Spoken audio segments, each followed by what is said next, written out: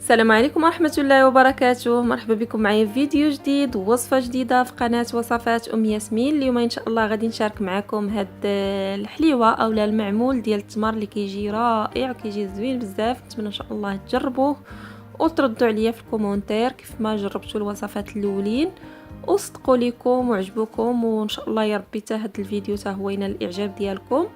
وان شاء الله غادي نقول لكم شحال تخرج ليا من حبه وشحال الثمن ديال الكيلو، يعني بالنسبه للناس اللي كياخذوا كوموند كيبغيوها كيبيعوها ولا هذا. غادي نقول لكم حتى الثمن ان شاء الله في اخر الفيديو. ما عليكم الا تتبعوا معايا الفيديو حتى الاخر. ومن هنا كنقول للمتتبعات ديالي كاملين شكرا لكم بزاف بزاف على التشجيعات ديالكم وعلى التتبع ديالكم وعلى الوقت كامل ديالكم اللي كتعطيوني والتشجيعات. هذا ما كان، وندوزو ان شاء الله باش غادي نشوفوا المقادير والطريقه.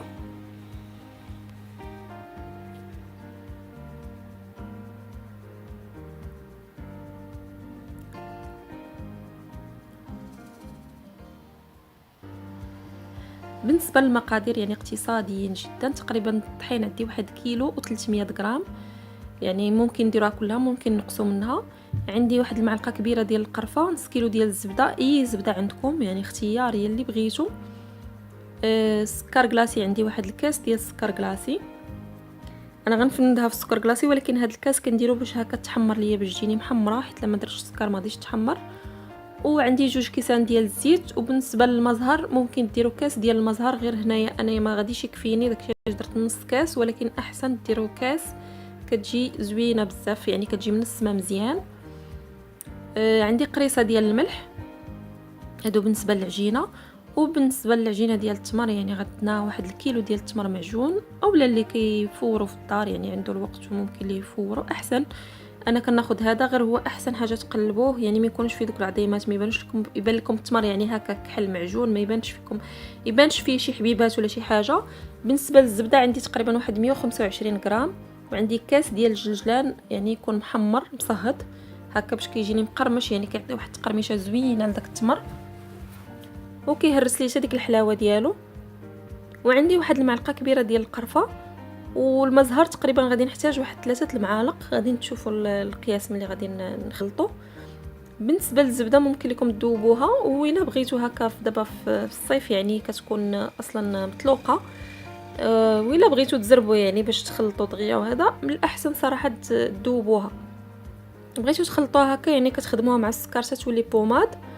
ولا ما بغاش تخدم لكم يعني ممكن تزيدوا واحد المعلقه ديال السنيده هكا حرشه باش كتسهل علينا داك الدليك ديالها، حيت واخا كتكون مطلوقه الصراحه كتبغي شويه ديال الخدمه هاد المارغرين. والا كانت زبده العبار يعني هذيك راه ساهله، راه تلقى راسها بوحدها.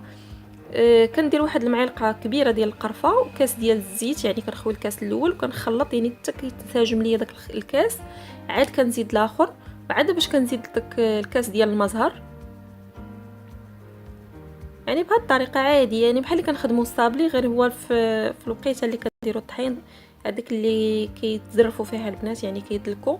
ما خصناش نهائيا ندلكوا شي حلوه، يعني خصوصا بحال هكا يعني بحال اللي كلهم فيهم الزبده وفيهم البيض وفيهم هذا، ما خصهمش يدلكوا نهائيا، لحقاش لا دلكوا كيوليو مطاطيين يعني كيوليو كيتجبدوا.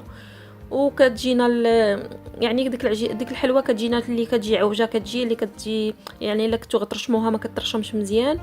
وهنا الخميره ما فيهاش نهائيا، لحقاش لا درنا الخميره كتنفخ، يعني فيها غير الطحين والزبده والزيت والمزهر.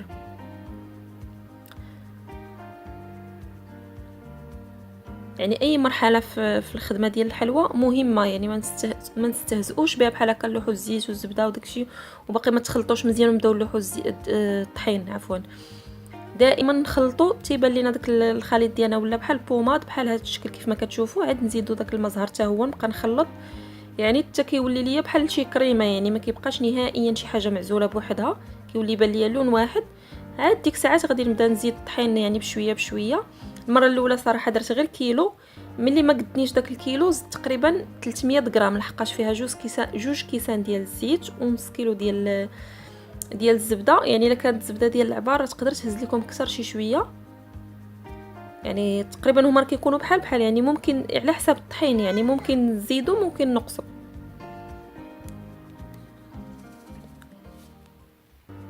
صافي يعني. وفي الجميع ضروري هاد المرحله يعني ما ندلكوش نهائيا، يعني بحال اللي غير نبقاو ديك العجينه نهزوها نحطوها فوق هذا وكندوروها كيف ما كتشوفوا، وكنهز داك الفريتيتات وهادو كنحطهم فوق منها وكنورك هكا بيدي.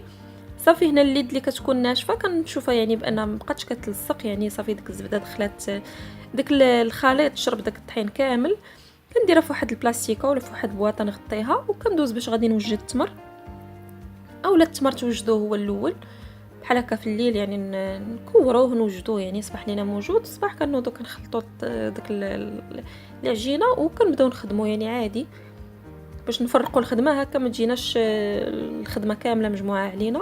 انا هنا غير حيت غنصور داكشي علاش درت كلشي في خطره.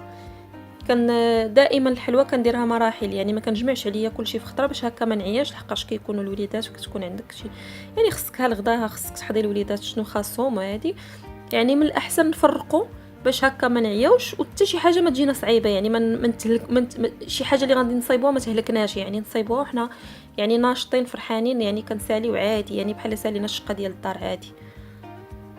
هنا كيف ما شفتوا فاش زدتها المزهر، بزاف الناس ما كيديروش المزهر، كيديروا غير الروح ديال المزهر، ولكن هاد 3 المعالق يعني كيعطوه واحد الطراوه. وزبده العبار مهمه، الزبده ديال العبار هنايا ولا الزبده ديال البواطه، ولكن احسن حاجه الصراحه هي زبده العبار. يعني هكا واخا كيبان لكم التمر شويه كيتلصق مع داك المزهر، فاش كطيب يعني حتى الا فاتت شويه في الطياب في الفران ما كيقصحش لينا التمر. وهنا بالنسبه للكويرات ديال العجينه كندير 16 يعني في العبار، والكويرات ديال التمر يعني ما كنفوتش 7 غرام، يعني 7 اغلبي كلهم درتهم 7. يعني كنشد العبار غير في يدي الصراحه، انا عبرت لكم على حساب باش تشوفوا القياس. بالنسبه للبنات اللي عندهم ميزان واللي ما عندهمش الميزان، راه غادي يديروها عينهم ميزانهم هكا باش تجيهم العجينه كامله، يعني ما تشيط لينا لا التمر ما يشيط لينا العجينه.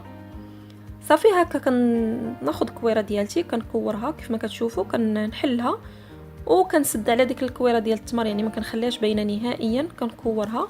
عاد ديك ساعات غادي نجيب الطابع اللي غادي نطبع به. هنا ممكن ديروا يعني تقرصوها شويه غير بيديكم وديروا غير المنقاش تنقشوها، اولا بزاف ديال الطوابع كاينين يعني الاشكال وانواع. انا اختاريت هذا الشكل كيف ما كتشوفوا، كندوزها ضروري في الطحين هكا باش ما يعمروش ليا داك الحفيره ديال الرشمه، يعني باش تجينا الرشمه باينه مزيان وما يلصقش يعني ما يعذبنيش. كيف ما كتشوفوا ها هي واضحه ومرشومه مزيان.